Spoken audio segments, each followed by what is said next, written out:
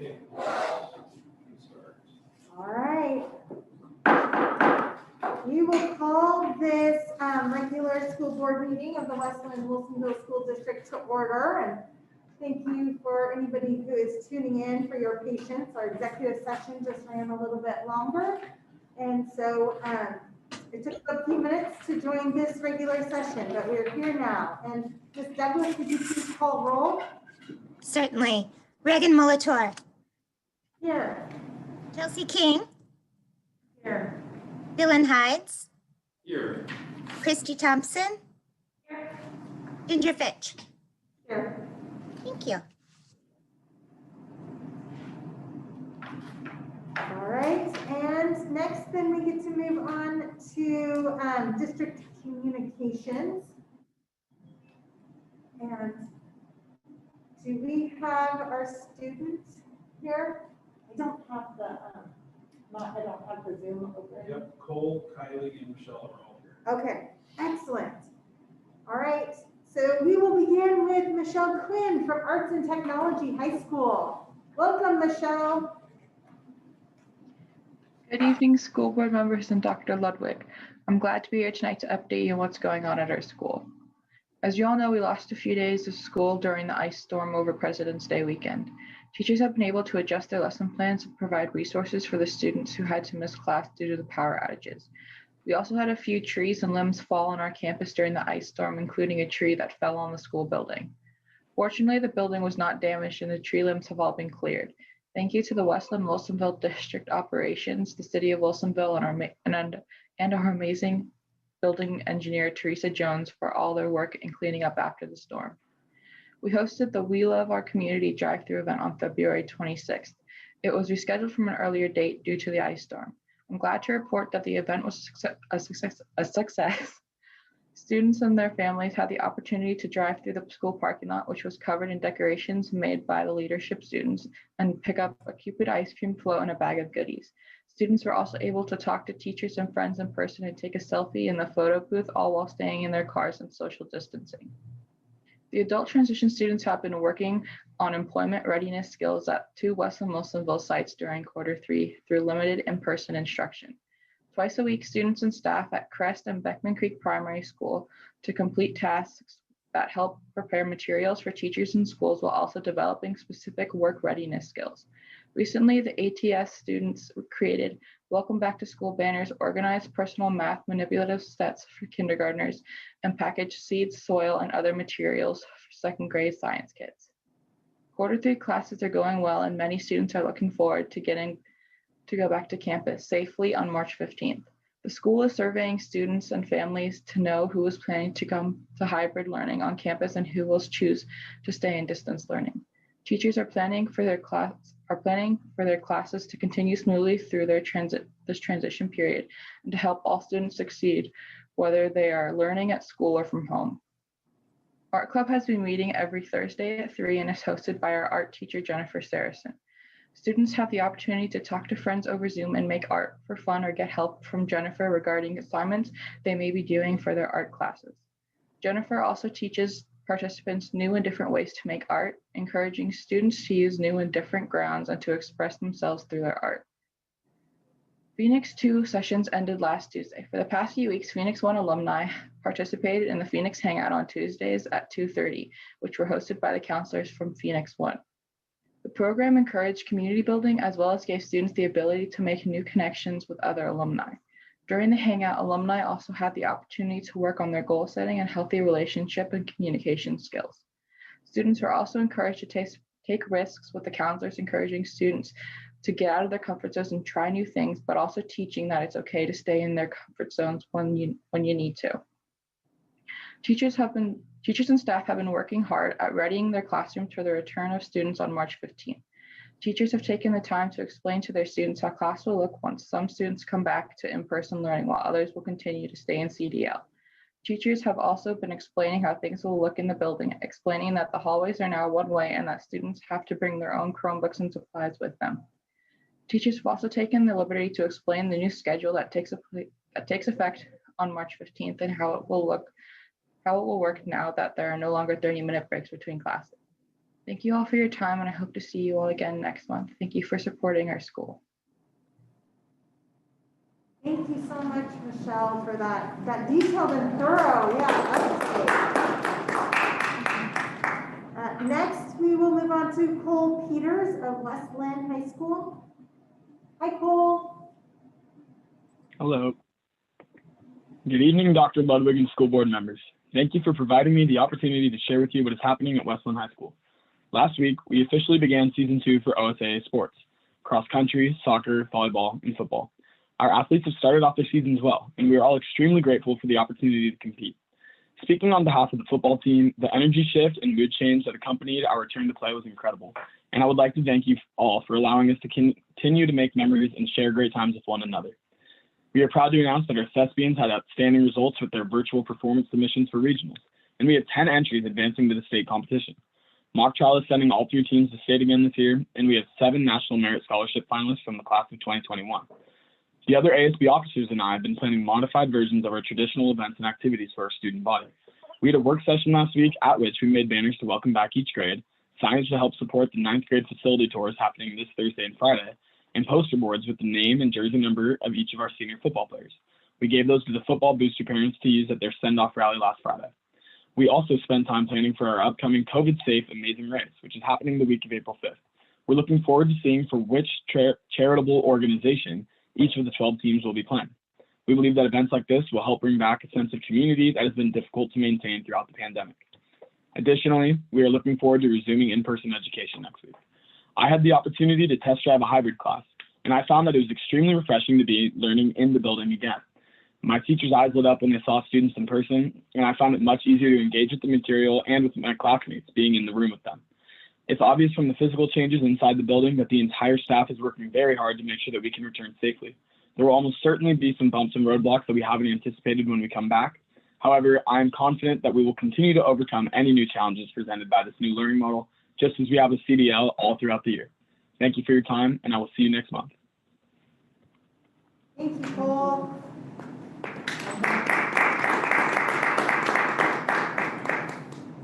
And next, we have Kylie Haddon of Wilsonville High School. Welcome, Kylie. Hi, good evening, Dr. Ludwig and the school board. I hope you all are safe and doing well after some difficult times with ice storms and power outages a few weeks ago. More exciting things have been going on at Wilsonville High School. Wildcats who are playing fall sports have started their season strong. Our boys and girls soccer, cross country, volleyball, and football teams have been doing amazing out on the field.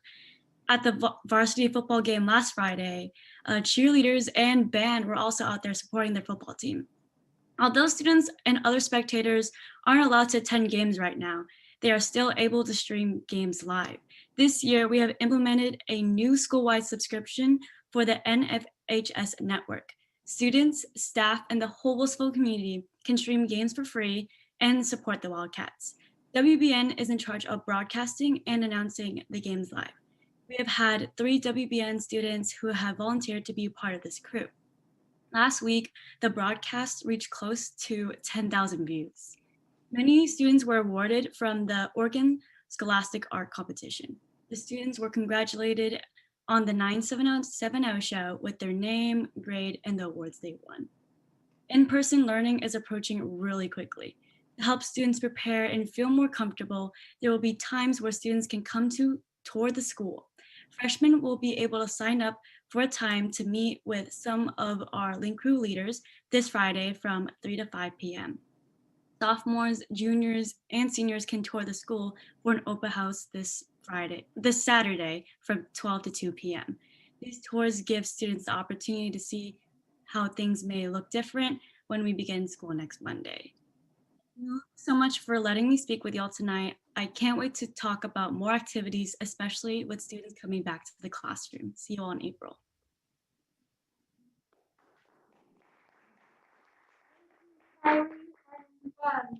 For Michelle, Cole, and Kylie, just so you know that usually in May or so, not only do we want to hear about your school updates, but we also like to ask and hear about what your plans are after your senior year. So just giving some thoughts to that too, as I think May or June is going to get here before we even know it. So Thank you again for joining us this month, and we look forward to seeing you next month.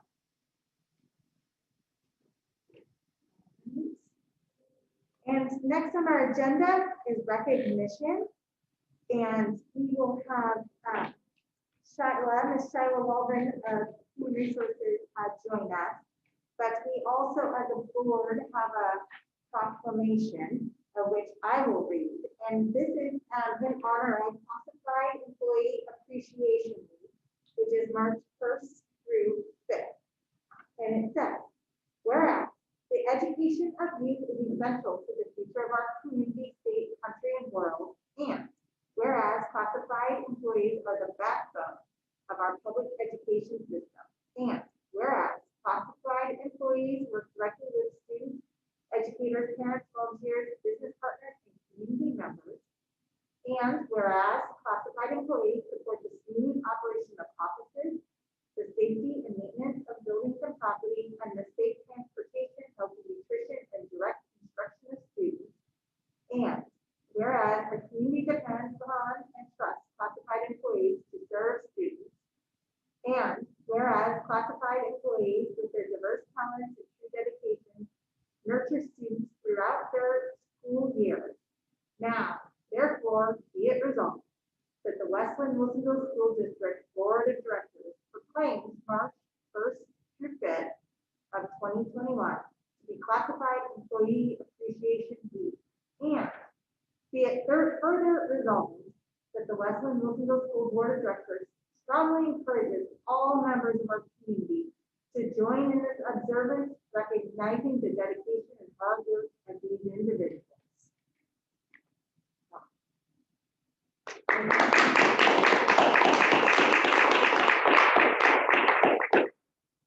And of all the years, it seems like to read and recognize that it is our classified employees, which have been going constantly and strong, along with all of our schools, but it's just in ways to providing meals to our students in an all new way while we're at home, and welcoming questions about changes at our offices, passing out technology devices, and the list just goes on to help each and every school district be able to access their learning remotely this year, as well as services that they need.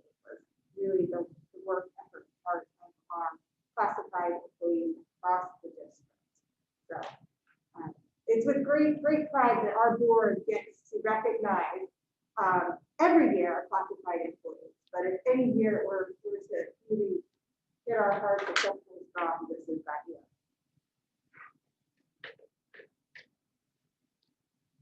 I think we have Shyla and going to introduce Jessica. Perfect. Good evening, board. We have we've invited the president of the OSEA Association to join us this evening, Jessica Preitzer, who works as an IT specialist with the district and then also is the volunteer president for the OSEA in support of all of our classified employees here at the district. And we would just like to take a moment to honor our classified staff who have been integral in our returning to our hybrid learning model. And we are so appreciative of everything they bring to their roles in our district to help us support our students to the best of their abilities and to help the district as a whole continue to support our students. This has been an amazing year. And when we were met with inclement weather and power outages, our classified staff were out there helping us support the work of cleaning out our structures and buildings so that we could prepare to return students to school in a timely fashion. But I'd like to hand it over to Jessica for a moment and honor her for all the work that she does for our classified staff. Thank you, school board. Your words of appreciation are in turn appreciated.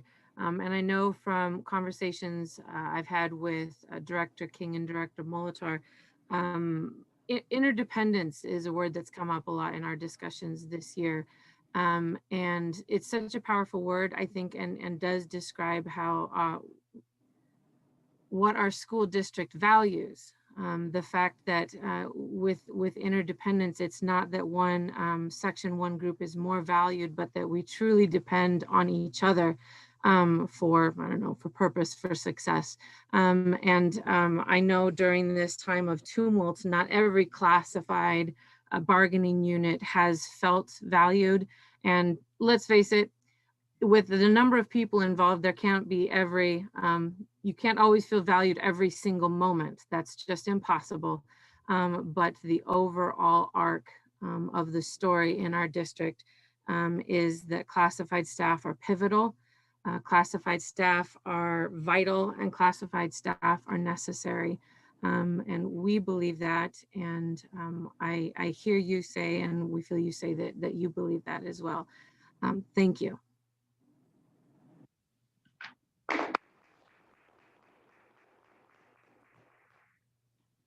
And thank you to Jessica, and your leadership through this year has been immensely valuable. I know to Vice Chair King and myself, as well as to Dr. Ludwig, and we do appreciate you and all of our classified employees. So thank you for joining us this evening, and Dr. Ludwig will have a few words.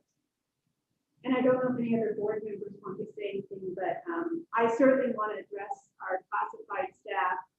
And Jessica, also your leadership has just been absolutely tremendous this year. And even last year, as we were looking into what this year would entail, how you just stepped so smoothly into that role and immediately thought about what everyone needed in terms of the membership of classified staff, and met with us regularly to make sure that our work this year included the voices of our classified staff. And I was going back to the proclamation, and I know we read it every year, but as Chair Molitor was saying, this year it took on a real, especially significant meaning because of how deeply we needed each other. And your words of interdependence ring true. But that phrase that says classified employees are the backbone of our public education system just couldn't be more true. And so we're just so grateful for you being the backbone. I think about all of the staff in our district operations, whether they're site-based in schools as engineers and custodians, or district-based, where they're working in maintenance and landscape and operations, mechanical and engineering, nutrition staff, school-based and district-based, our amazing technology crew, and how seamlessly you brought us, I think, into a whole nother century of technology this year that we find ourselves in. Our para-educators have been Zooming with students and now are transitioning to hybrid learning. Our secretaries who are the face of the school and the tone and tenor. And then we have office staff in this district office, as well as at Crest, who keep programs going and support each of our schools. You put all that together, that's the backbone of folks who really come every day thinking about children and making our schools joyful and productive places of learning. So I'm just so grateful to each of you. A week is not enough to appreciate you.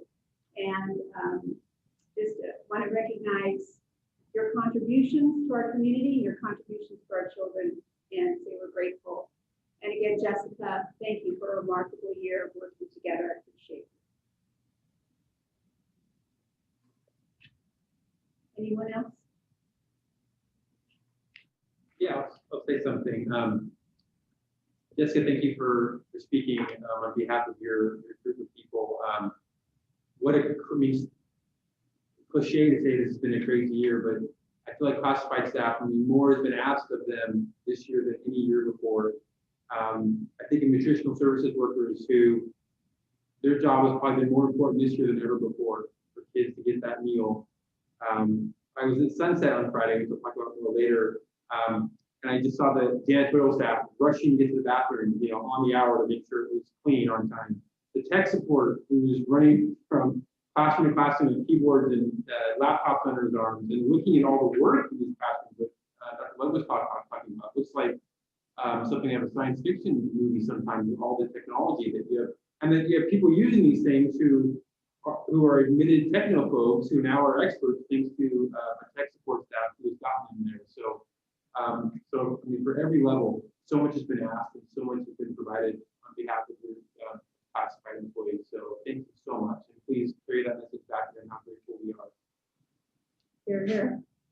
Can I'm going to speak more in my board report as well, but I had the opportunity to be at Willamette primary on Wednesday and just to see the seamlessness and how, what I would describe as our classified staff filling in those gaps where our teachers, you know, are being spread and those paraeducators or other building classified staff are just coming in and working so interdependently with them that, you know, they're picking up where the teacher is leaving off. And then, you know, it was quite impressive. And I know one of the reasons it was such a smooth transition is just because of the professionalism of the paraeducators and the rest of the classified staff that we have in our building. So I really attribute our staff to that smooth calm that you see when you walk into our schools.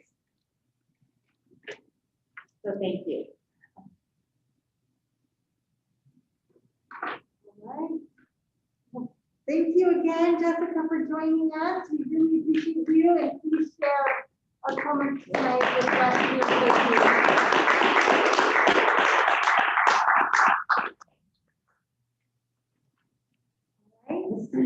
now we will move on to board and superintendent reports. And we will begin with board member Thompson. Thank you. All right, so a couple things that I want to talk about. The first one was that I listened in on Representative Kurt Schrader's school board roundtable along with Director Fitch. We were both on that call, and so I had asked the board about relaying information, and I was able to relay the information. Chair Molitor, who had asked, you know, please make sure they understand, you know, that we need sufficient federal aid and funding so that our schools' general budgets are not affected by the pandemic and that burden of extra costs associated with the pandemic. Dr. Ludwig, I also passed on your ask for full funding of the SIA and Measure 98, as well as to encourage Governor Brown to set the state school funding at $9.6 billion for the next biennium and to continue to advance equity and anti-racism policies. So he made the comment that he talks with Governor Brown often and would be passing those things along. So, and yes. Director Fitch, you might have more Yes, to as that. soon as she said that, he responded with that in response to her. Yeah. So anyway, and I let him know that you were sorry to not be in attendance as well. So that was the first thing. And then I also listened in on, I try to always listen in on the OSBA as a continuing to learn kind of semi-new board member. Any webinar that they have out there that I can listen in on. So I listened in on their school law for board members because sometimes it can be intimidating to serve on a board with 3 lawyers. And you know, here is what I want to just take a minute, and I really want to thank and commend my fellow board members as well as the district, because as I listen in on a lot of these OSBA webinars, I realize that I have learned from the best and been taught by the best and modeled by the best. And so I don't necessarily learn a lot, you know, from what I hear, because there are things that you guys have already shown.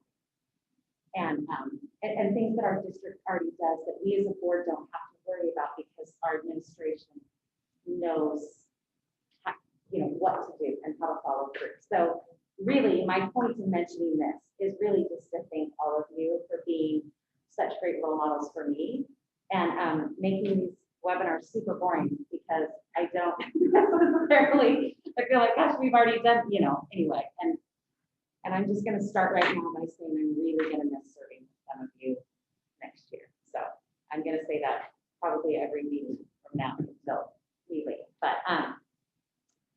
I also participated in the audit service interview process, and you'll hear more about that later from Dr. Hughes. And then my big highlight was taking a tour of Willamette Primary. So thank you, Dr. Ludwig, for allowing me to come along.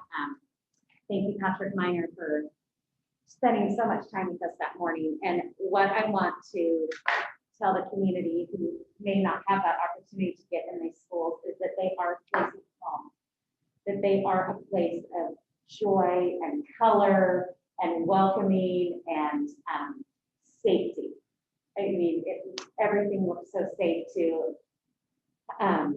you know, the way the kids were spread apart and just the ingenuity that has gone in by our teachers and staff.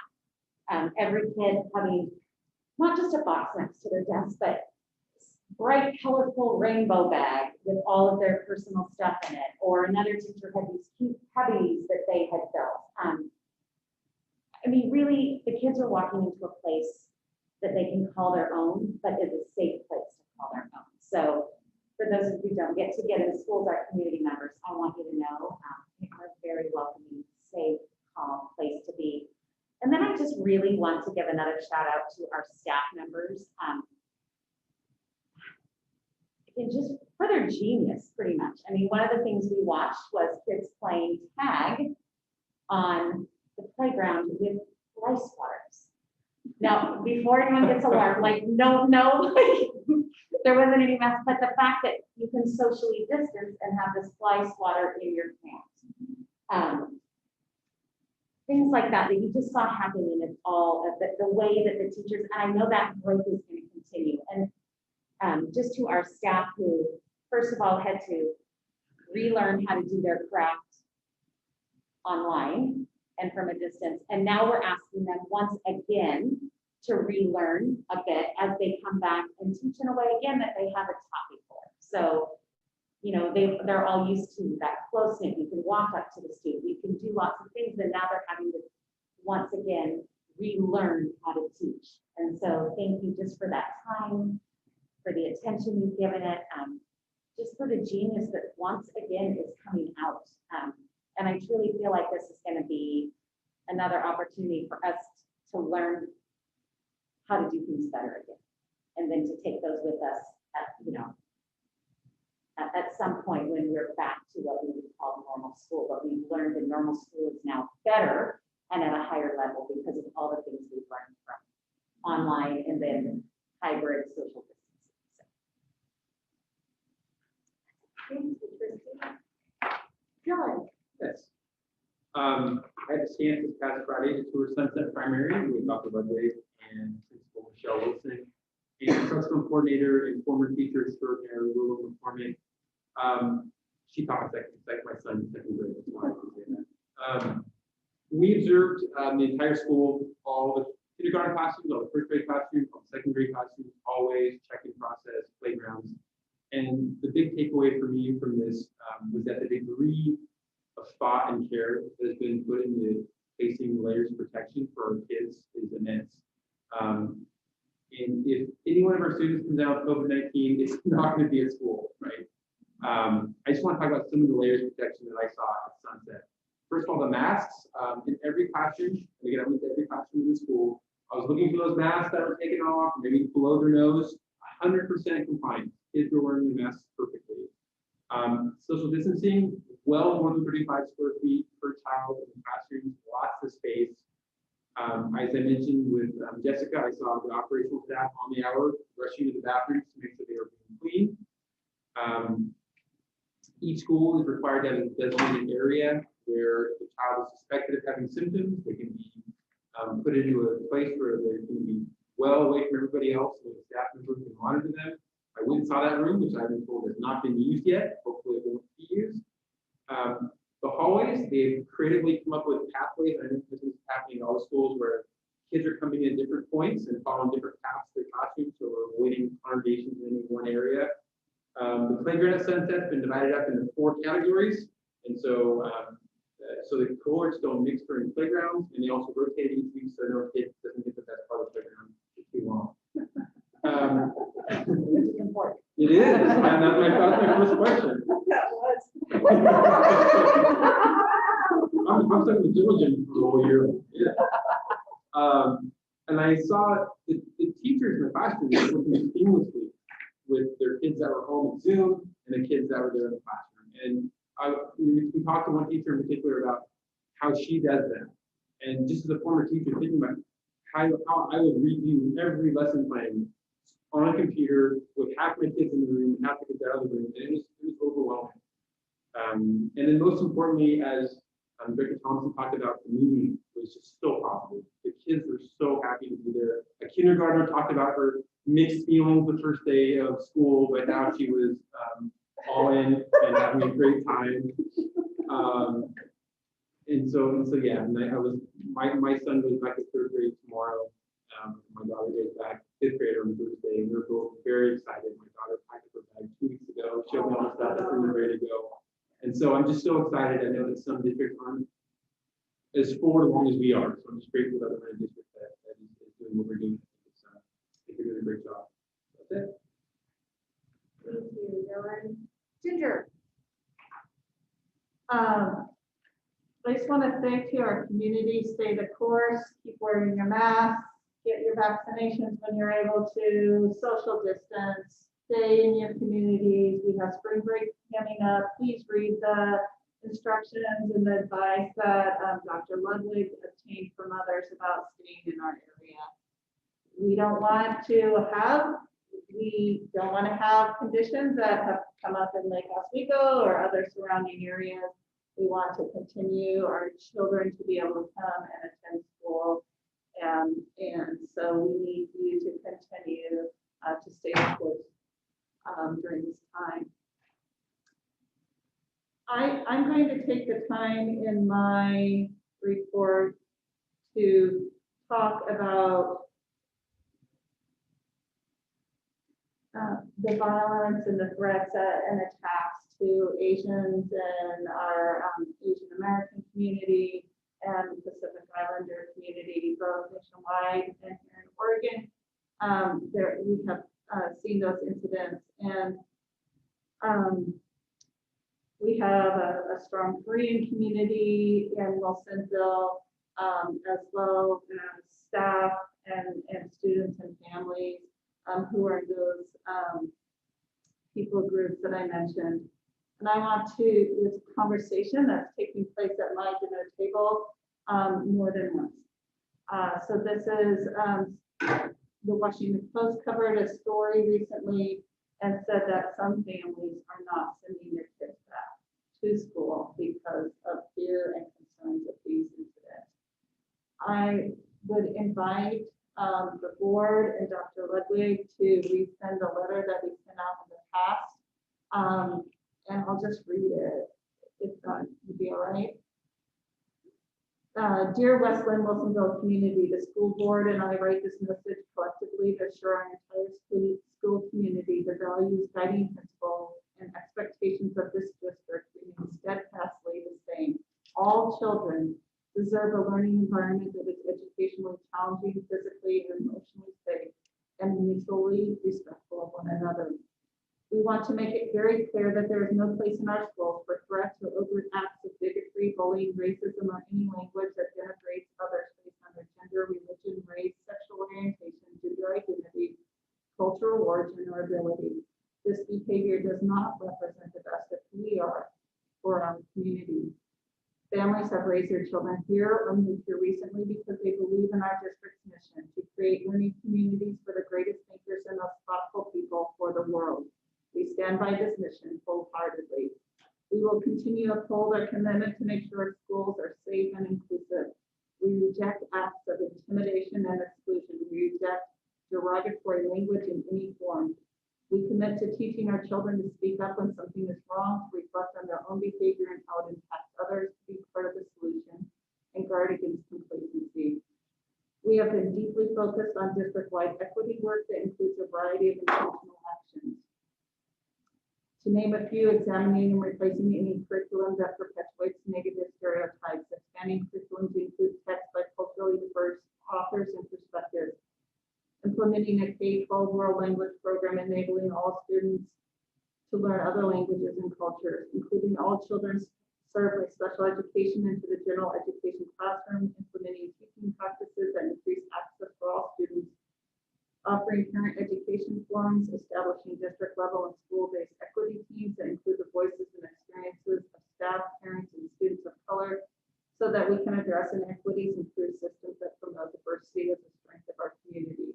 This work continues.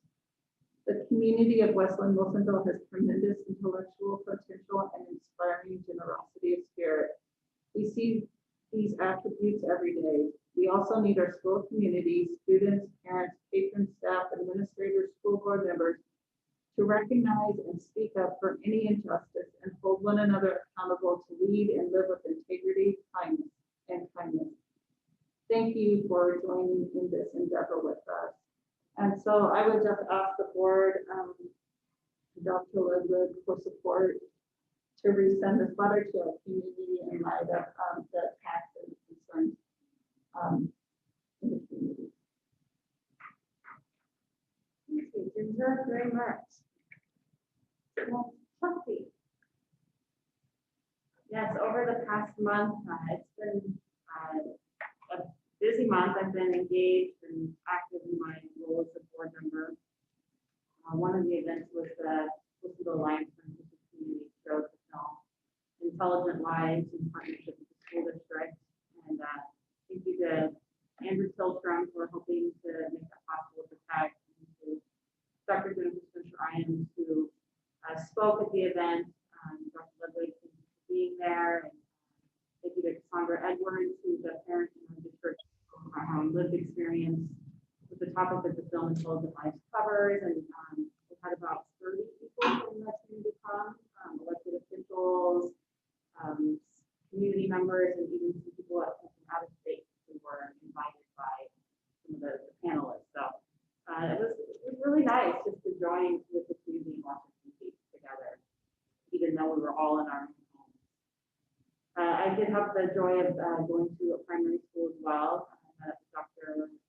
Pryor at Bloomsbury, welcome to kindergarten, and that was really, all of you who have done that know how special that is, and what a welcome change of pace it is to have students coming back to school. And I don't need to repeat all the measures that I've taken to make it safe. The ability to observe those is reassuring. And I can continue to be really involved with the community and trying to listen to their concerns and be responsive to their concerns and continue to learn and grow as a board member. So I've had a lot of conversations with people in the community about our school calendar, and I just am recognizing my own blind spots, and I'm committed to continuing to learn and to improve as a board member who is considerate of ethnic and cultural and religious diversity. It's something I want to continue to grow and learn around, and listening to my community is helping me do that. Also, as co-curricular activities started back up, I had a lot of conversations about spectators and stands, and I would appreciate the ability to listen and to ask questions of the district and find out ways that the district could be responsive to community concerns, and also places where we can't be, where we really do need to follow what OHA and OSAA is setting forward, and so just trying to figure out ways that we can be flexible and responsive in ways that we can really stay the course. That seems to almost be like the storyline of the year. How do we interpret guidelines, policy, and implement them in ways that are consistent and safe and stable and smart. On that vein, I was one of those 10,000 viewers who watched actually watched the JV, not the varsity, so I didn't even have viewers for that level. But it was really cool to hear our student announcers, and hearing Kylie Hayden talk about how many viewers there were in that stream just reminds me of the spirit of finding opportunities where they come up to take the adversity that we're facing and turn it into something beneficial. And the fact that people could view the game in a widespread fashion, and that our students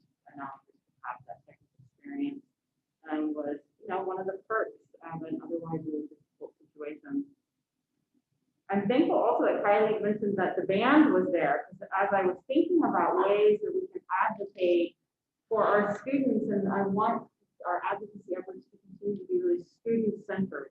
Any decision that we make is student-centered. And I thought about like band and how important like that football environment is, or any of those, other athletic events that they attend. And I thought, gosh, were they committed to go in? And so Riley let me know through her report that they were there. So that's great. I think the only other thing I'll say is just the spirit of staying engaged in a whole lot of conversations with the community is that I've had the joy of talking to people, both who have either filed to run for school board or were considering filing to run for school board. And I appreciate those conversations and welcome them. And also just staying engaged with our elected officials, whether it be city or state or other school board members around, just as I try to learn and grow myself in these uncertain times, and also advocate and share information with other people around what my community finds important. Thank you, Chelsea. And I have been involved with weekly meetings with Dr. Ludwig and Chelsea to plan these meeting agendas and just kind of stay up to date on the news that the district is making, especially the returns of our students to school. I've also been busy responding to the emails from community members. I do my best to forward those communications on to the board just so that you know that I am responding and speaking on your behalf too. So, and then I've also just really enjoyed preparing with my own students at home to kind of write the passage, but in a new way for returning to school, whether it's dropping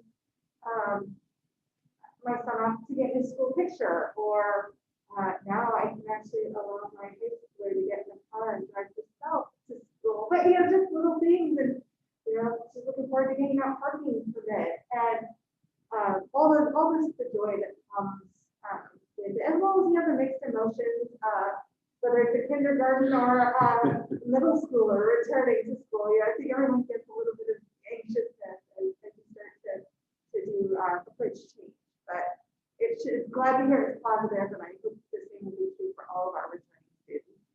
And then also, piggybacking a little bit on what Chelsea said about I've been busy answering inquiries about what it's like to run the school board and what this role of as a board member is like. And I'm kind of excited for our district because I know so far that from the individuals I've met that our community is going to have some really great candidates to get to know and determine how it wants to vote as far as adding new members to the board for the next school year. So it's kind of a fun time for everyone. Dr. Ludwig. Thank you. And thank you, Curtis.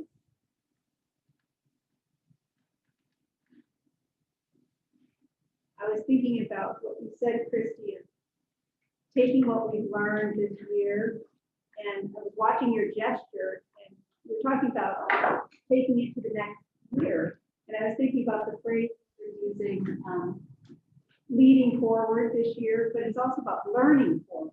What have we learned this year, and what are we going to take forward? So I was thinking, that's just so perfect with the theme you've been using all year, leading and learning forward. Okay, and so just really quickly, next slide. Whoops.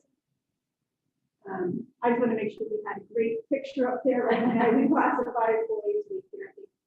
We've talked definitely about how integral they are. I was just even looking at that picture on the top right with all the ways that not just making the meals, but all the ways we've delivered the meals with our partners at First Student, which has been just a tremendous lift and service to our community. And you're right, Director Heights, we never missed a beat. Even through ice storms, we were delivering meals and every pivot. And then we were able to give every one of our classified employees a gift. We saw what they looked like, a gesture and a modest thank you for their tremendous work this year. So once again, this is our timeline for our hybrid model for those watching from home. We are in the week of March 8th. So third grade started today.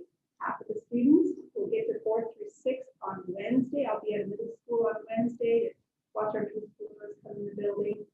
And as we heard from our high school students, Monday, they'll begin returning back to school 7th to grade 12. We're very excited.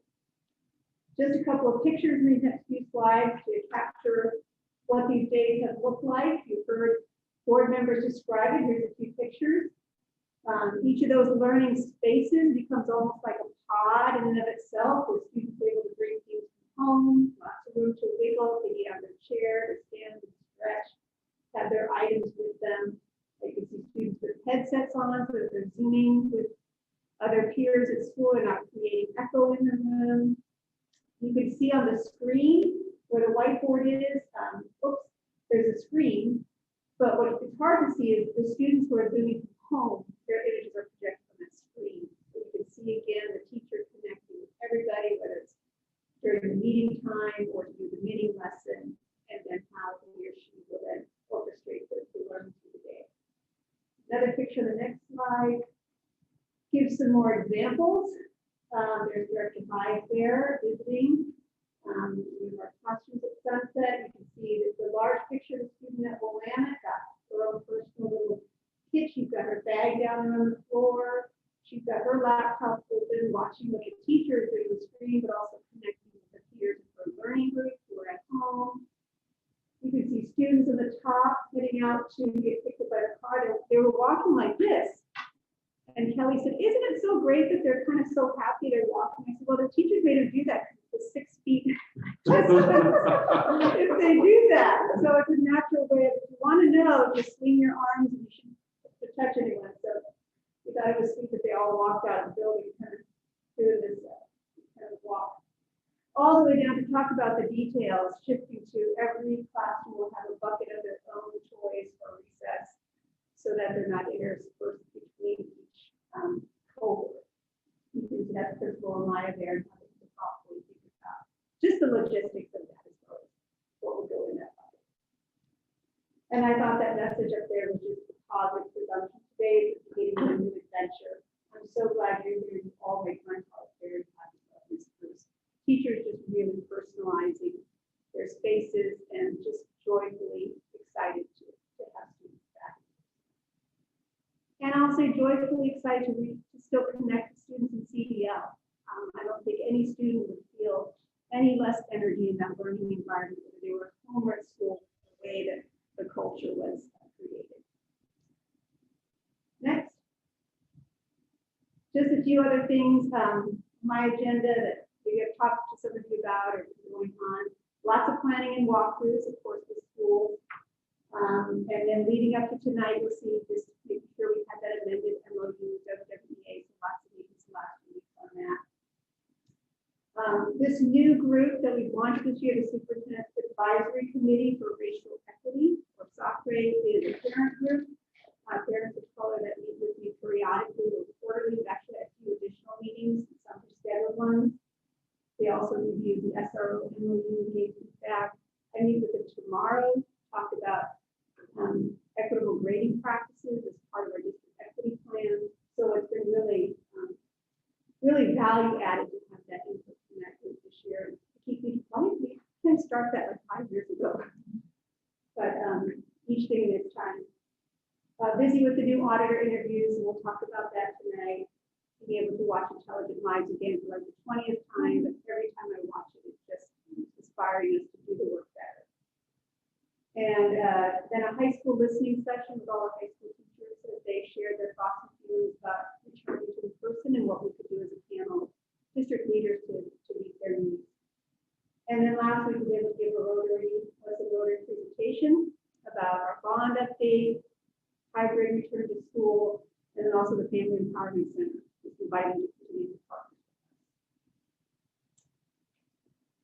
And we're wrapping up a statewide book study that about 20 of the staff in our district are a part of. It's on Letitia Fitzgerald's book, Anti-Racism and Universal Design for Learning. So how we think about equity and access, particularly for students of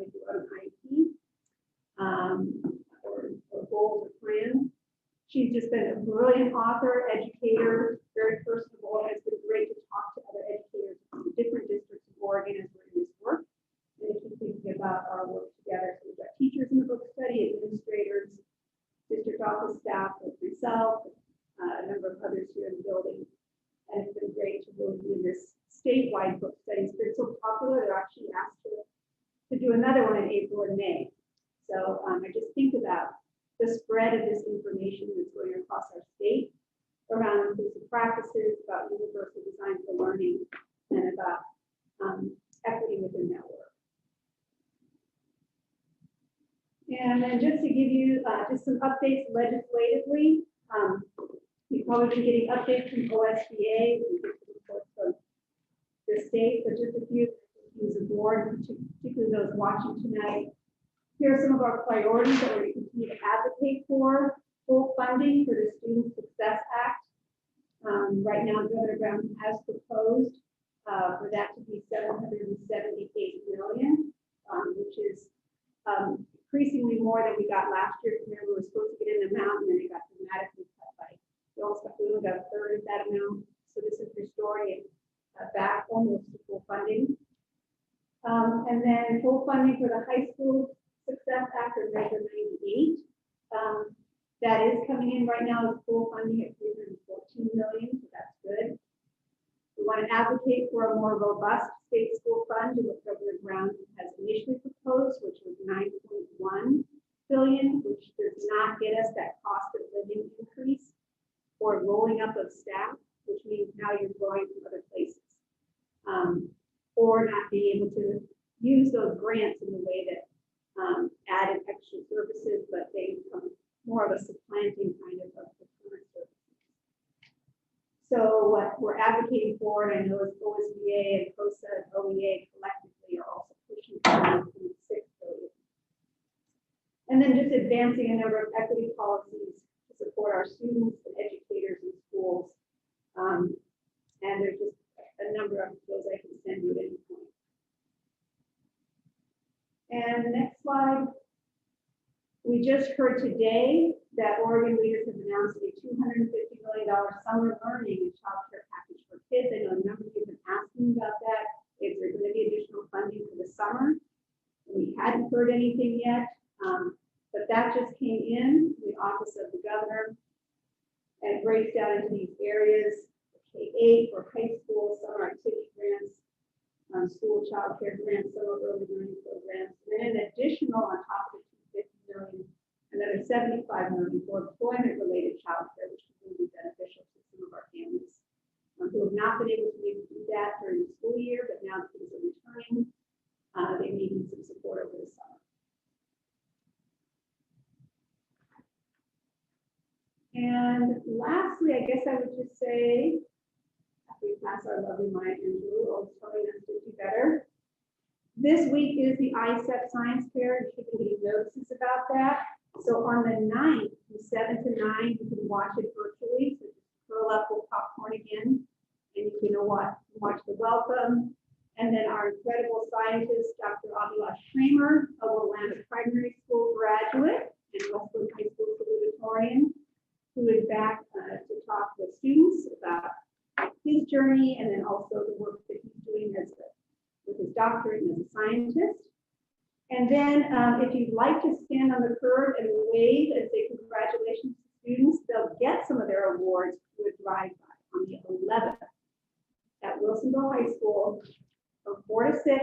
You can come at any time. We'll spread out across the sidewalk. The students will drive by, they'll get their award, a little bit of a swag bag or some goodies, and then just a lot of us waving, congratulating them because they can't come up on a stage. So they'll get recognized in the virtual event, of course, after the keynote speaker on the 9th, and then they'll do their drive-by on the 11th. That's it. Thank you very much. Dr. Ludwig, do we need to let you know that we'll? Why don't you let Kelly know that you're going to come and give you the time, and I'll just forward that to Danielle Green. So she's the ISEP director. I have a question. Yeah. Do you know where school funding is in the legislative process? Is it set for hearings yet? Or I do not know. I because they are taking testimony by email now, and so it's a lot easier to get that board to participate in that process. I have a question about the summer funds and how they're allocated. Like, what would that mean for Linn-Wilsonville? Like, do we? Yeah, they haven't said yet whether it's going to be, now, a couple of the grants, like our SA grant is allocated, like the title fund methodology, but high school success, or maybe 98 was actually per student. So I don't know how they're going to allocate this. And are those the 250 million, I believe, that is summer funding? Is the Yeah, the 250 million for summer learning. Yeah. Yeah. Oh, so we don't yet know what that is, like, what funding we need. We have not heard of our portion of that. This is hot off the press. It was a news release today. So it's totally fine. Yeah. And is there any word at federal or state level on nutritional funding for the summer? The 75 million is federal funds. Okay, but I haven't heard about anything for nutrition. It wasn't addressed in the press release. Thank you. Right now. And thank you, Dr. Ludwig. We appreciate you don't know those answers yet either. It just has our minds thinking already. Yeah. I know yours is too. Well, and we know also this week, about Representative Schroeder's that the trillion, $1.4 trillion package did get passed by the Senate, and so we're just waiting to hear how that will get distributed also to each state and schools. Good. So did you advocacy around that too? Yeah. Did you Senate pass that? Yes, they did. Yeah. The House had passed a while ago, the Senate. Yes, please. All right, well, as those pieces of the puzzle start being filled in, feel free to share with us what you know when you know. Thank you. All right, and then we're going to move on to the consent agenda. I am going to pull the February 27th meeting minutes. I just had a board member reach out to me about wanting to make some modifications that is not having time yet. So we're going to pull it and we'll push that to our next board meeting. And so that we'll have the personnel report as well as the meeting minutes from February 8th. Did I get on I'll those? move the board adopt the consent agenda. Thank you. Second that. All right, been moved by Dylan and seconded by Ginger. Kelly, could you please call it for a vote? Certainly. Ginger Fitch, Aye. Christy Thompson, Aye. Dylan Hides, Aye. Chelsea King, Did you hear that? Aye. Yes. thank you. Regan Molitor, Yes.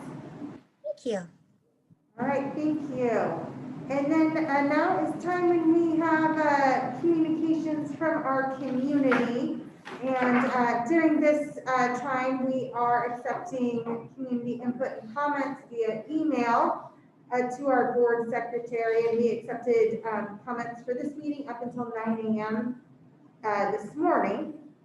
And of those comments, we received a comment from Michelle Lynch, Linda Zahavi, Gail Greenman, Tracy Normoyle, Ken Portler, and Kelly Korach and family. And all of those communications were with regards to urging the school board to please reconsider the start date for under next year's school calendar. And because as it currently lands, it is on first day of school is on Rosh Hashanah. And so these were members and allies of the Jewish community who were asking us to reconsider a start date that does not land on that religious high holiday. And with that then, that was the extent of our public comments. Of course, you can reach out to your school board at any time. We all welcome conversations with our community members. And now we move on to our business office and Dr. Hughes. And she's going to provide us with an introduction to the proposed new audit firm for the district. And she'll share some information. And then Christy was part of that selection committee process. And so then Christy can also share her insights or liaison to that process. And then we'll have the ability to ask a few questions, and then we will vote to on acceptance of this audit firm. Yes. Dr. Hughes, I can turn it over to you. Thank you. Good evening. It's so nice seeing you all tonight. So regarding to the audit service, as you know, in late December of 2020, upon complete the audit for the district in fiscal year 1920, Mr. Arredondo shared with me that his company would like to shift the focus. Instead of doing school audit, they would like to change it and shift the focus into school accounting consultant. And with that, by late January, he sent me the email to confirm his firm decision. So when we received that confirmation from his company, on February 9, the business office sent out the audit service request for proposal to audit firm in Oregon. And then on February of 24, we have a budget committee get together and interview the firm.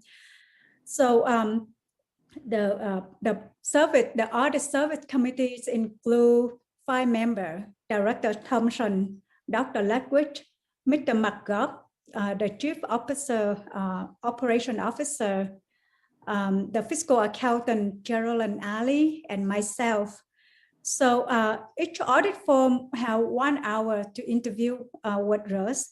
They do the presentation through PowerPoints, and then after that, we ask them questions and allow time for them to ask us questions. The process based on qualification, industry experience, the use of technology, quality assurance process, reasonable fees, reputation of their firm, and ongoing support for decision and growth of the district. So since we have Director Thompson with us during the process, Dr. Thompson, would you like to share some of your experience with board member? Sure. So we had the opportunity, not only before the meeting, we received a packet from each one of the firms, from Polly Rogers as well as from TKW, with their information and their approach to auditing and introduction to their staff and their philosophies. And so we had the opportunity to read through that before the meeting. And then, as Dr. B said, we listened to a presentation by each one of them. And, you know, quite honestly, both firms are very impressive, I will say. And they're both are widely used by school districts across and government entities across our state. And I will say that when I read TKW's, their packet, I was just really impressed with the breadth, the extent that they covered, the professionalism that was presented, not only what was said in it, but also the way it was packaged. It was a very professional presentation, and I would say that that was also mirrored in their actual oral presentation to us. We saw that very professional presentation come forward as well. Thank you, Director Thompson. So the audit committee is very pleased with Talbot, Kovola, and Warwick audit firm. And they meet every single criteria of the audit committee set out to evaluate the process. So on behalf of the audit committee, I would like to recommend TKW audit firm as the finalist to board. Tonight we have Mr. Gillette and Miley Joyous from the company. Mr. Willett, would you like to have a few words to our board?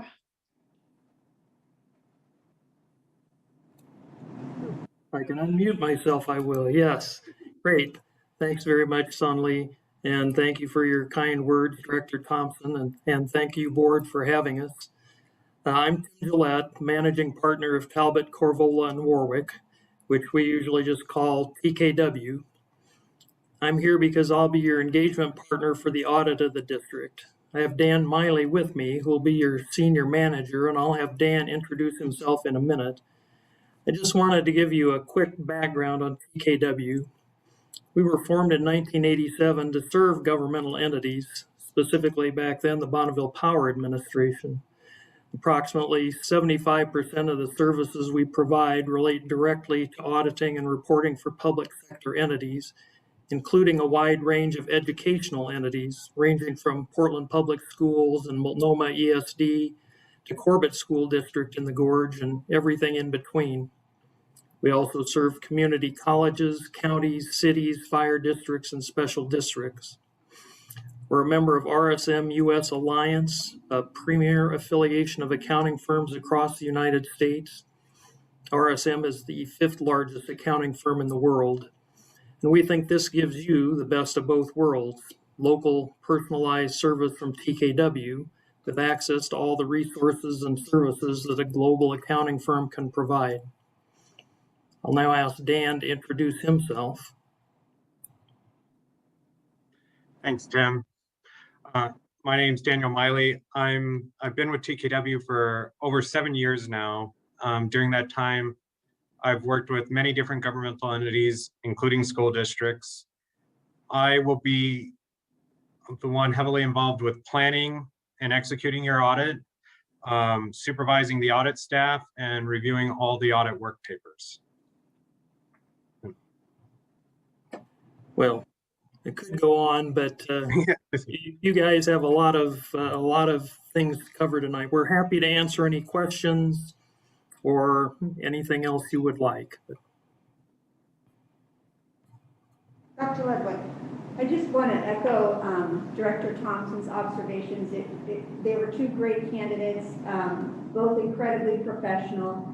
TKW just stood out with just a number of areas that they addressed in their presentation. They've been really working on also diversity, equity, and inclusion in their audit firm and spoke to that specifically with 50% women-owned, as a 50% women-owned business. And just really attending to increasing the diversity of their staff and also increasing their portfolio in terms of their experience so that they can provide a lot of a broader lens to school districts, not just about what's happening today, but what looks like is happening. They were able to speak to what's on the horizon, what would be impacting districts as they watch policies and legislation, things that are coming down in terms of GASB rules and regulations and terminology I didn't quite all understand, but the important thing was they understood it and just very committed to the school districts that they serve. It was a pleasurable conversation, and we're really pleased to have them on board, and we know we're going to learn and grow under their tutelage, but also be well taken care of as a district with our finances. Would now be.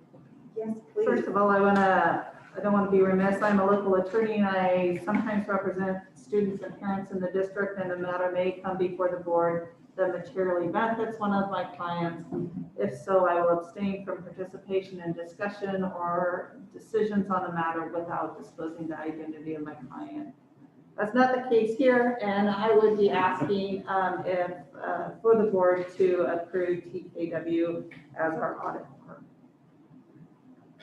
Is there a second? I will second that. All right. So motion by Ginger and seconded by Christy. Any further questions, comments, discussion? I see no. So Kelly, would you please call it for a vote? Certainly. Regan Molitor. Yes. Chelsea King. Aye. Christy Thompson. Aye. Dylan Hides. Aye. Ginger Fitch. Aye. Thank you. 5-0. Thank you so much, Paul, and thank you so much, Tim and Mike, for joining us today. So I will connect with you tomorrow for further transition between your work and the current auditor. Great. Thank you very much. We appreciate it. We look forward to working with you. Thank you, Tim. All right. Good night, everybody. Good night. So before we move on to the next topic, I would like to take a few seconds to acknowledge the excellent service and support that our previous auditor, Wilcox Arredondo, provided to our district over the last 3 years. Just want to say thank you, big thank you to them for all the work that they do for us.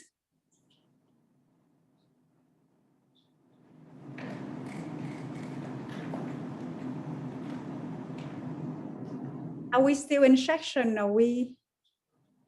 Yeah, sorry. I was just waiting for you to get ready, and we will move on to your financial report when you are ready. Yes. Sorry about that. Can I share the screen, Costas? Tim now. Okay, thank you.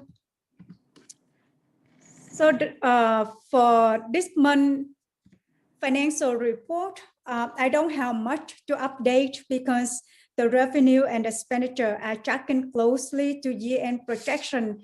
The only one item that I made the adjustment is the contingency. So during this time of the year, if we don't have anything going on, yes, we have major going on with the nutrition services, but I already reported this in last month report, and we already identify a line transfer here of this money to help out with nutrition services. Therefore, in this month, I just reduced the contingency, so that gives us the ending fund balance of 6.8 million instead of 5.8 million, and that brings up to 5.3% of the ending fund balance for us. That's the estimate. So this is just to capture the big number. What is the fund balance for year-end projection was 11.9 million. Total revenue projection is 117.7 million. And then total expenditure is 122.7. So the revenue minus expenditure gives us 5 million. And then we have a beginning fund balance here. Subtract this deficit, gives us 6.8 million. So this is the estimate for our ending fund balance fiscal year 2021. This is just a graph that shows you the difference between the total revenue and the total expenditure under the adopted budget. This is the total revenue versus expenditure versus under the year-end projection. This is the graph that Director Thompson asked from last time in our meeting. She wondered about the percentage, if we could put the percentage here. So if you go back to 2011-12, the ending fund balance is 4.7%, and then go up to 6.2, 5.6, and so on. So for the last 2 years, we have high ending fund balance. So the fact that ending fund balance for this year it dropped down to 6.3% is in line with the history. It's not a crisis.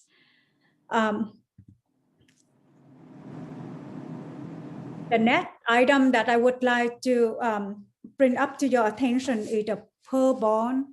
The Pearl bonds is a hot topic because, as you know, since I started working at West Linn-Wilsonville School District, almost every year I brought up this topic to you. So in 2018, I present the general Pearl bond and the reason why Oregon Pearl into the deficits. And then in 2019-20, I explained the side account that we have with Pearl.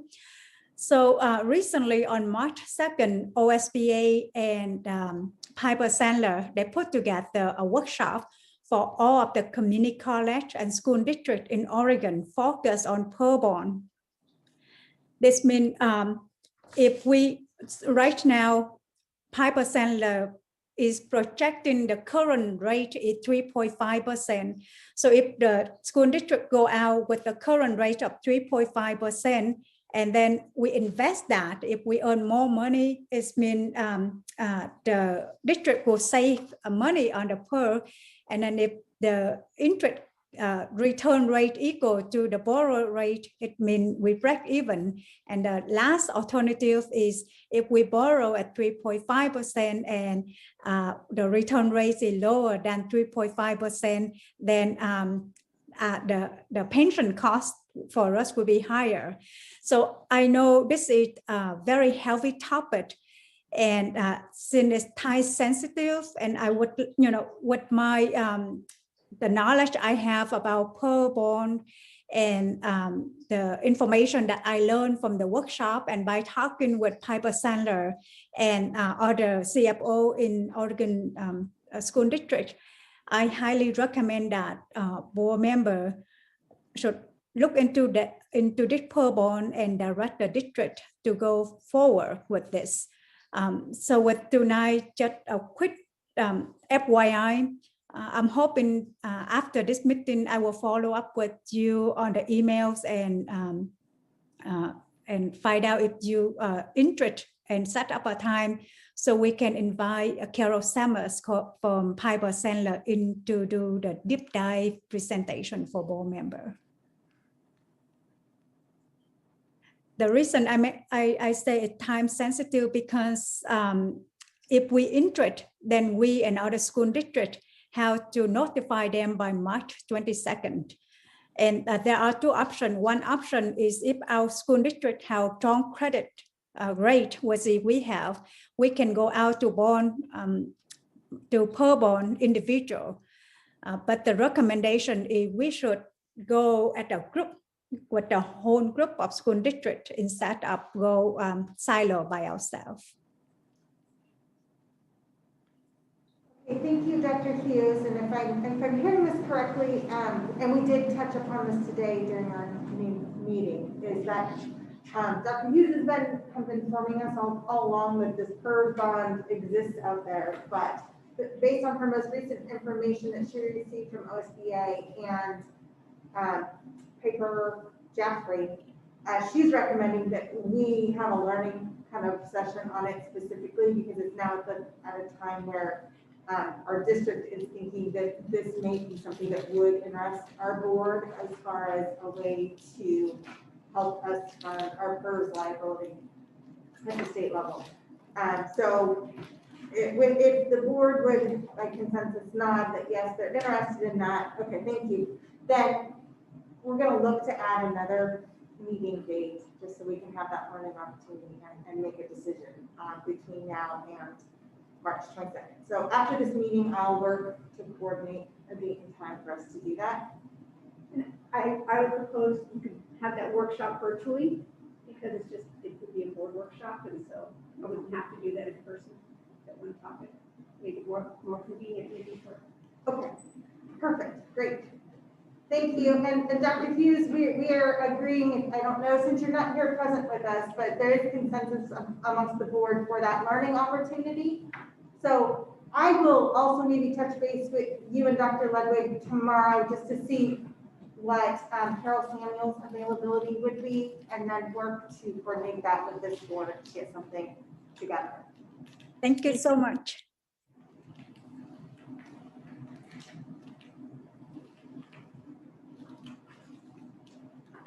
All right, and were there any questions about the financial report or everything? Okay, all right, perfect. Oh, I did have one question. Oh, and Dr. okay. Reese, first of all, thank you so much for including those percentages on the ending fund balance chart. I appreciate that. You mentioned in your memo that you're going to have a budget review, kind of a review for the budget process on March 17th. And I was just wondering if you had a time for that yet. And is that something that we as board members can also participate in just as a reminder and a refresher? Yes, this is for budget committee, which is open to the 5 budget committee member and any board member that would like to refresh. And I do remember Dr. Thompson, Director Thompson, you mentioned that you would like to participate with us this time. So I haven't sent out the email yet. Before COVID, we often meet after working hour, like 5 to 6. I will see, I will chat with the committee and see what time works best for them. And then I will narrow down the time and then let you know. Great, thank you so much. So this is the month that I go and meet with school building principal and department director to share with them about the budget and work with them on building the budget for fiscal year 21-22. So for budget committee, understand the process of the budget and how to read the budget book is very important. So we understand we have last year, we did not able to meet in person. So I did the recording because at the time it was so new. The COVID hit on March 13 and it was so new with Zoom. So I just did a PowerPoint recording and posted on the website for the committee to listen on their own. But this year, I'm open to meet in the boardroom. If not, then I can create a Zoom meeting for everyone. Thank you. Thank you. Thank And you. now we will move on to our next agenda item, which is an update on the present school year's calendar. And Dr. Ludwig. Sure. This should be pretty straightforward. We've had to make some adjustments to this year's calendar, as you know. When we made the decision to move to our hybrid model and landed about this time of year, we did make a decision to then cancel conferences. We felt shifting those to instructional time with students, especially since we had those 3 days for transition, just seemed to be the right move for families and students. So we made that decision to cancel those. Because of the 3 days also of the training and we lost the 3 days with the ice storm, it kind of wreaked havoc on our Q3 for students, and all of a sudden they were missing quite a few days of instruction in Q3 compared to the other quarters. So we've made some adjustment between Q3 and Q4. You'll see that in there. And of course, those 3 days of missed instruction with the ice storm factored into the 3 days that we always preserve at the end for snow days, shifting our last day of school to be June 22nd. And so there's a proposal that because it's quite a number of these changes, we felt the board should make a final adjustment formally on the calendar, and we'll get that updated on the website. I move to approve the 2021 calendar update as presented by Dr. Ludwig. I'll second. All right, it's been moved by Ginger and seconded by Christy. Any further discussion? All right, seeing none, Kelly, would you please call it for a vote? Certainly. Ginger Fitch. Aye. Christy Thompson. Aye. Regan Molitor. Yes. Chelsea King. Aye. Dylan Hides. Aye. Thank you. Thank you, board. And now we move on to proposed update to our memorandum of understanding with the West Linn-Wilsonville Education Association. And Shiloh Walter will join us. Good evening, board. We have provided to you this evening the revised version of our memorandum of understanding between the West Linn-Wilsonville Education Association and the West Linn-Wilsonville School District. We have added and altered some language just to address the changes provided in the Ready School Safe Learners Guidance from both ODE and OHA to school districts across Oregon, and to provide greater clarity to both our members and district leadership. And so please let me know if you have any questions. And Charlotte, I know that we know this, but would you mind just sharing the process of like this having gone before the association and their response to the document? Yes. So we, after coming to an agreement between the association and the district, the memorandum of understanding was sent to the members of the West Linn-Wilsonville Education Association, and we understand that they had a 98% positive vote in favor of approving the updated MOU with the district. Thank you. Any further questions? All right. With that, then, I guess I need a motion. Sorry. Motion, and we can have Yes, call for a vote. I move to approve the proposed, the memorandum of understanding between the West Linn-Wilsonville Educational Association and the school district. I will second. It was moved by Ginger and seconded by Dylan. Now, any further discussion? Sorry. All right. Not seeing any. Kelly, oh, Dr. Ludwig. Yeah, I just want to say that, and I think we've said this before on many other occasions, just this partnership with our associations, classified, certified, is always an incredibly collaborative process. That doesn't mean there aren't hard conversations, that we have to think through some difficult things together, but it's always done with incredible respectfulness, with deep care for members and for students and the district at large and our community. And so really it's always a pleasure to work through this process. And I don't say that glibly, it really is, because everyone is so student-centered and thinking about how to make it not just a collaborative process, but kind of a win-win for everyone. What is it that we want for students? What are the conditions for teachers to do their best work? And always a great appreciation for this community and a great degree of humbleness in the place in which we work and how we serve. So I just want to recognize the team from WWEA that spent a lot of time on their own outside of their workday to meet with us and their voice of their members when they came to the table and how thoughtful the process was. So thank you. All right. And Kelly, then, would you call it for a vote? Certainly. Ginger Fitch. Aye. Christy Thompson. Aye. Dylan Hides. Aye.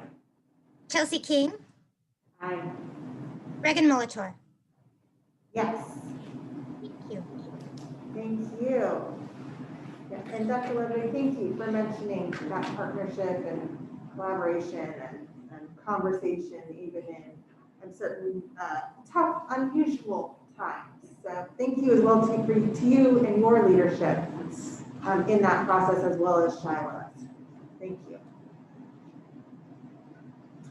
All right, so on to our Department of Operations, and we have a couple of construction contracts before us for approval, and Mr. Remo Douglas, our Capital Construction Program Manager, will be joining us. Good evening, Board. Thank you. Yes, we've got 2 items for the board this evening, 2 separate construction contracts. The first one is for our renovations at Bolton and Cedar Oak Park Primary School.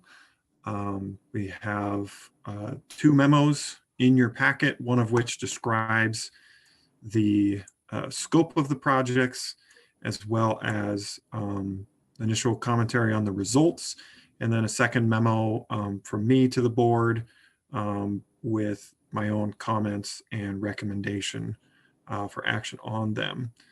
For the general benefit, the main point of excitement for most folks will be that both of these projects contemplate air conditioning for classrooms. They're the only classrooms, general classrooms in the school district that don't have air conditioning at this point. So we're very much looking forward to that. Alongside those updates includes material benefit in terms of control of those systems, as well as filtration and air quality control.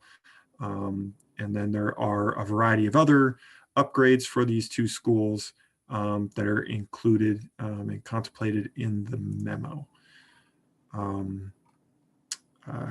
I am attempting to be more brief in the presentation and allow the memos to largely speak for themselves. At that point, I'd like to just invite board members, if there are any particular questions around the project, to ask those. Thank you, Rima, and I appreciated the details in the memo as well, because it helps me increase my understanding as we enter this meeting. Is there a motion? Before I make a motion or someone else, I want to make sure that the ballot measure number is correct. So, 3-554. never mind. All right. That was my bad. Okay. You do separate motions for each. Yes. Okay.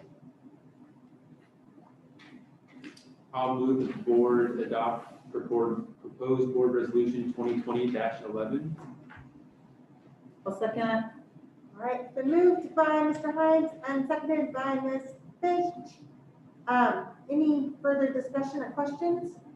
I just have a comment. I am super excited. It was on my list as a board member to make sure two things. That safety in terms of schools was upgraded, and this helps do that. And also that we have the ventilation and air conditioning systems for the best learning environment for our students and for our teaching staff.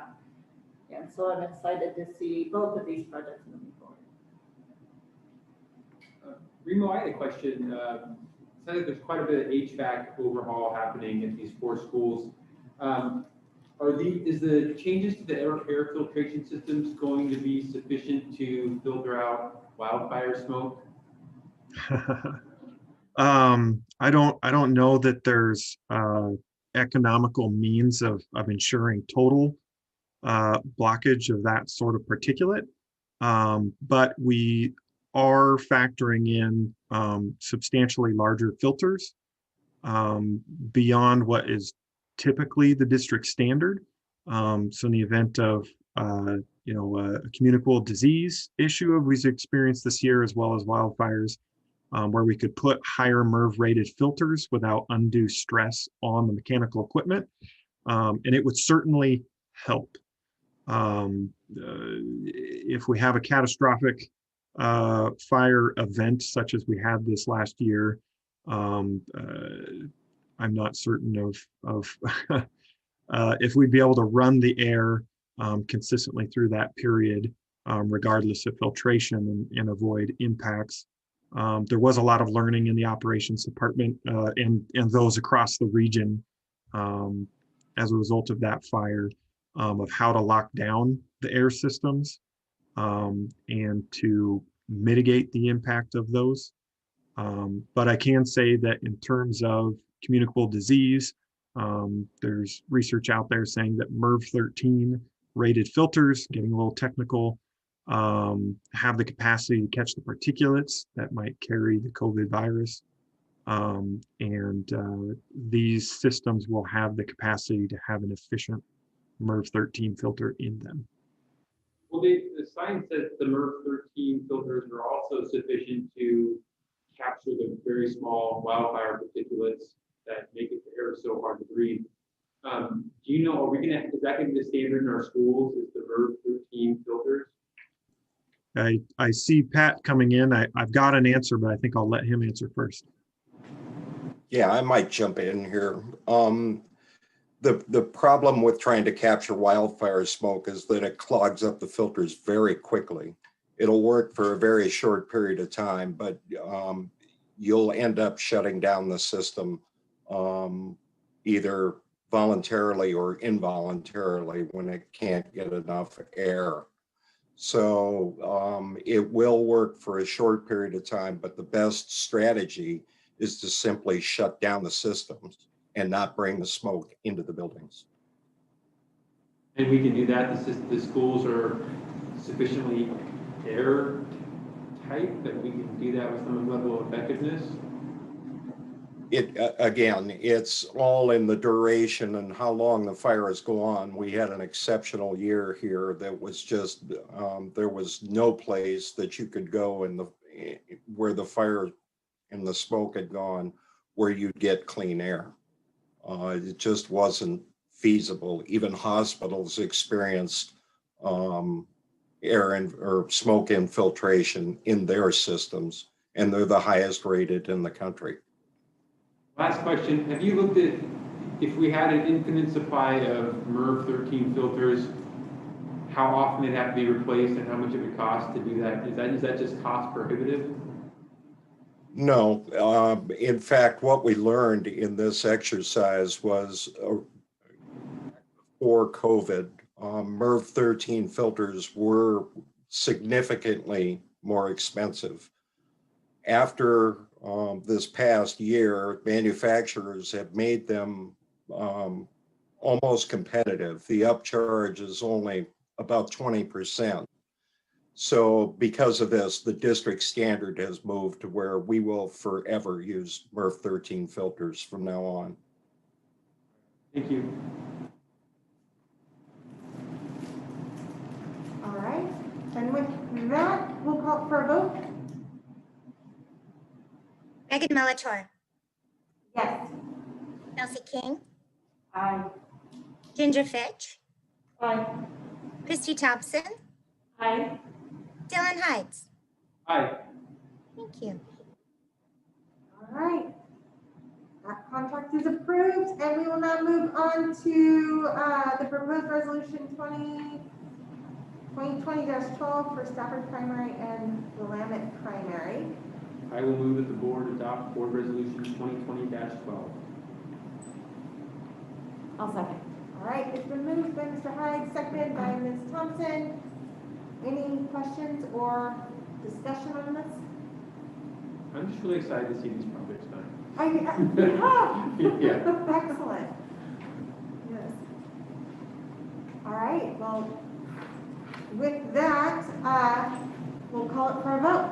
Wait, can we come and discuss this picture for a second? Yeah, I just saw that there. Sorry, so I snuck this up here. That's for the 12th too, it's a sneak preview. Yeah, I came up and started working at the district in 2009, and I spent my first 4 of my first 5 summers, at least part of them, doing projects at Willamette. And one of the things that's always stumped us is, how are we going to create a friendly, secure, and accessible entrance for that main office? At this point, when you enter those doors, you're on a lower level. You immediately have a set of stairs when you enter the building. We do have a wheelchair lift, but those systems are not particularly reliable. They're a challenge to maintain, and they're not particularly elegant as an accessible solution. And so we knew when we were putting money into this program for a secure entry at this school, this was going to be a special one that required a different level of solution. It's one of the reasons, among others, that these projects are this year rather than last year.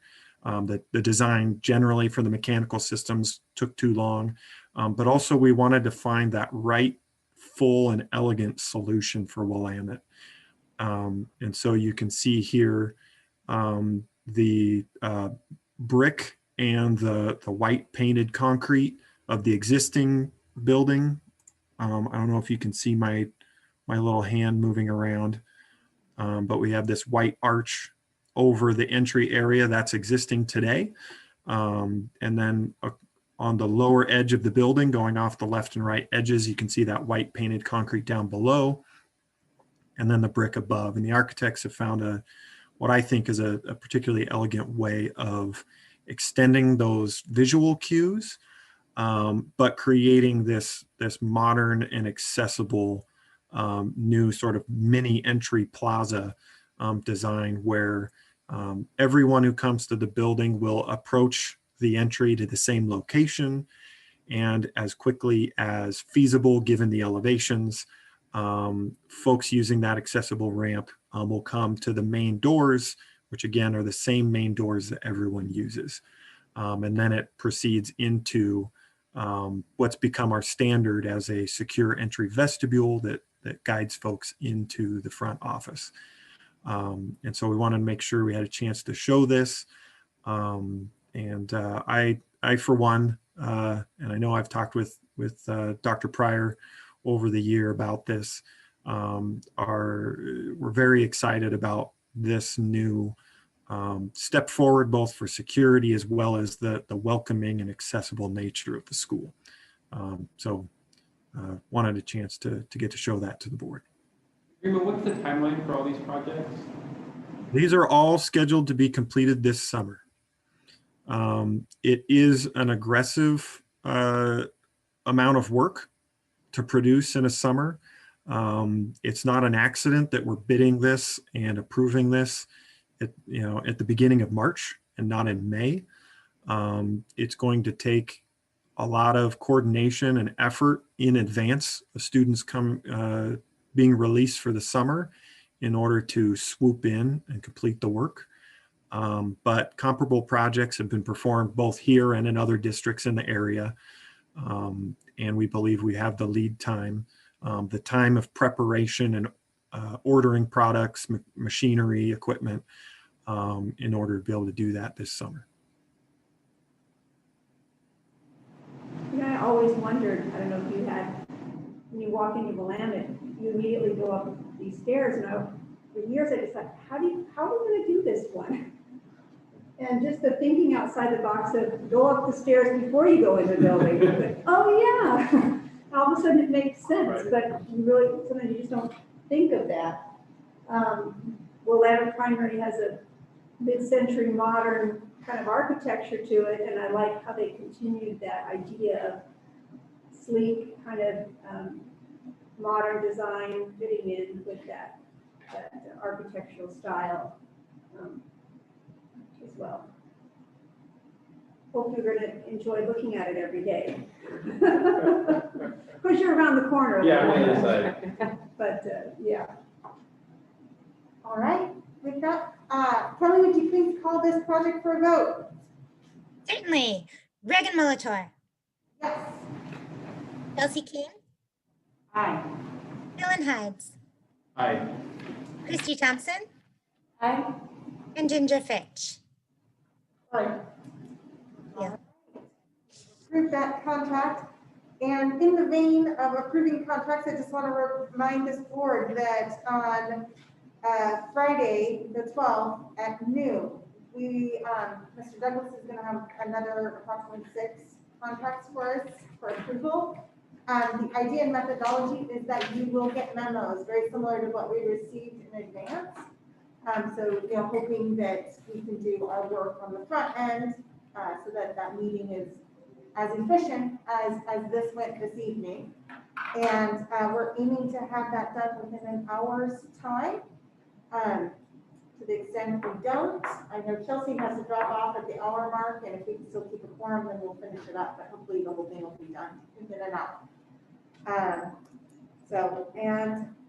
Then our next regular board meeting is April 5th, and somewhere in before March 22nd, I will work to get us that meeting on the PERS bond options. All right, with that, we will conclude this board meeting. Thank you.